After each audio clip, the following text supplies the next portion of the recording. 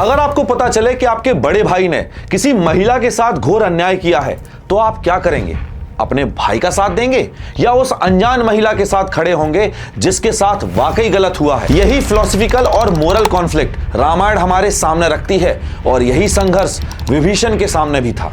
एक तरफ उसका भाई रावण था, लंका का सम्राट, अपार ज्ञान का स्वामी, तीनों लोगों को चुनौती देने वाला योद्धा, और दूसरी तरफ थी एक वनवासी स्त्री जिसके साथ वाकई गलत हुआ था। विभीषण के पास एक बहुत ही आसान रास्ता था, चुप रहने का, लेकिन उसने वो रास्ता नहीं चुना। उसने वो चुना जो वाकई सही था। उसने रावण की भरी सभा में खड़े होकर कहा था कि मां सीता को सम्मान पूर्वक वापस लौटा देना चाहिए। भैया, आप जो ये कर रहे हैं ये वाकई गलत है। और जब रावण ने उसकी बात ठुकरा दी तो विभीषण ने भाई को नहीं बल्कि धर्म को चुना। एक ऐसा फैसला जो उनकी पूरी विरासत को परिभाषित करता है, क्योंकि इतिहास उसे सिर्फ रावण के भाई के रूप में नहीं बल्कि उस व्यक्ति के रूप में याद रखता है जिसने रिश्तों से ऊपर सत्य को रखा। और यही कारण है कि विभीषण को अमरता का वरदान मिला था और वो उन 7 चिरंजीवियों में से एक हैं जो कि भगवान विष्णु के आखिरी अवतार कल्कि का साथ देंगे।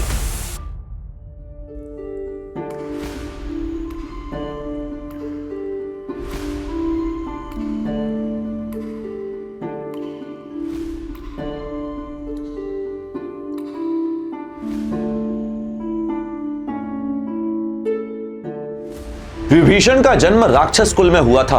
वो रावण और कुंभकर्ण के छोटे भाई थे। लेकिन जहां रावण शक्ति और कुंभकर्ण युद्ध चाहता था, वहीं विभीषण का झुकाव धर्म, सत्य और न्याय की ओर था। राक्षस कुल के अधिकांश लोग भगवान शिव के उपासक थे और विष्णु के प्रति शत्रुता रखते थे, लेकिन विभीषण अपने कुल से बिल्कुल अलग थे। वे एक वैष्णव थे। कहते हैं कि बचपन से उनका विश्वास था कि किसी व्यक्ति की पहचान उसकी शक्ति नहीं है बल्कि उसके चरित्र से होती है। विभीषण के लिए परिवार, राज्य और सत्ता से भी ऊपर था धर्म, और यही कारण था कि एक ही घर में जन्म लेने के बावजूद रावण इतिहास में अहंकार का प्रतीक बना और विभीषण धर्म के। और फिर आया वो दिन जब रावण माता सीता का हरण करके उन्हें जबरदस्ती लंका ले आया। पूरी सभा में या तो हर कोई रावण से डरता था या फिर उसकी इज्जत करता था, इसलिए सभी राक्षस रावण की प्रशंसा कर रहे थे जैसे उसने बहुत अच्छा काम किया हो। लेकिन तभी विभीषण, रावण के सबसे छोटे भाई, भरी सभा में खड़े होकर रावण से बोलते हैं, भैया मां सीता को वापस लौटा दीजिए। आप जो कर रहे हैं वो वाकई अधर्म है। राम कोई साधारण मनुष्य नहीं है बल्कि स्वयं भगवान विष्णु के अवतार हैं। लेकिन जब कोई व्यक्ति अहंकार में डूब जाता है तो वह सच सुनना नहीं चाहता। वो सिर्फ वही सुनना चाहता है जो उसके अहंकार को अच्छा लगे, उसके ईगो को सेटिस्फाई करे। और रावण के साथ भी यही हुआ। उसने अपने सगे भाई को भरी सभा में अपमानित किया, उसे कायर कहा, सभा से निकलवा दिया और यहां तक कि लंका से देश निकाला तक दे दिया। यही कीमत चुकाई थी विभीषण ने सच बोलने की। क्योंकि धर्म का साथ देना आसान तब होता है जब पूरी दुनिया आपके साथ खड़ी हो, लेकिन असली परीक्षा तब होती है जब पूरी दुनिया आपके खिलाफ खड़ी हो। आपने भी देखा होगा कि जब 10 लोग मिलकर एक कमजोर व्यक्ति को परेशान कर रहे होते हैं तो ज्यादातर लोग चुप रहते हैं, लेकिन उसकी मदद वही करता है जिसके लिए सत्य और न्याय भीड़ की राय से ज्यादा महत्वपूर्ण हो। और उस दिन विभीषण के सामने 2 रास्ते थे। एक तरफ उसका भाई, उसका पूरा परिवार, उसका राज्य, और दूसरी तरफ सिर्फ धर्म।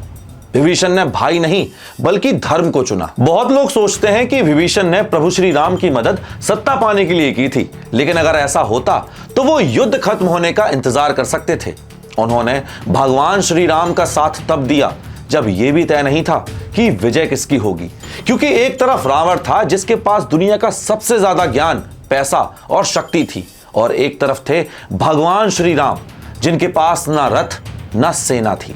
विभीषण ने भगवान श्री राम को लंका की कई महत्वपूर्ण जानकारियां दी, यहां तक कि रावण की सबसे बड़ी कमजोरियों के बारे में भी बताया, जो कि थी उसकी नाभि।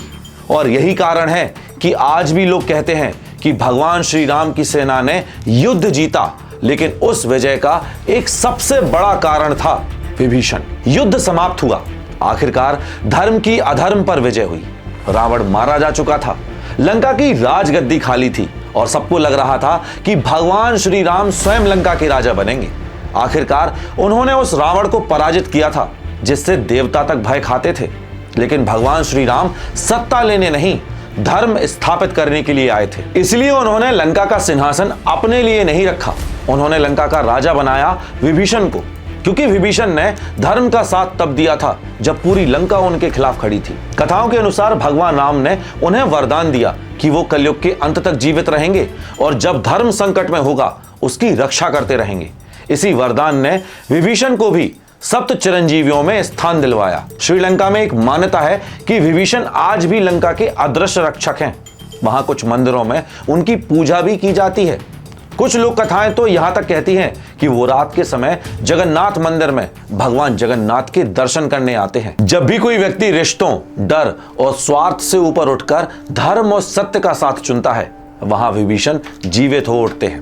तो सवाल ये नहीं कि विभीषण आज कहां पर है, सवाल यह है कि जब आपके सामने सत्य और अपने लोगों में से किसी एक को चुनने का समय आएगा तो आप किसका साथ देंगे? अपनी राय हमें कमेंट सेक्शन में जरूर बताएं। जय श्री राम।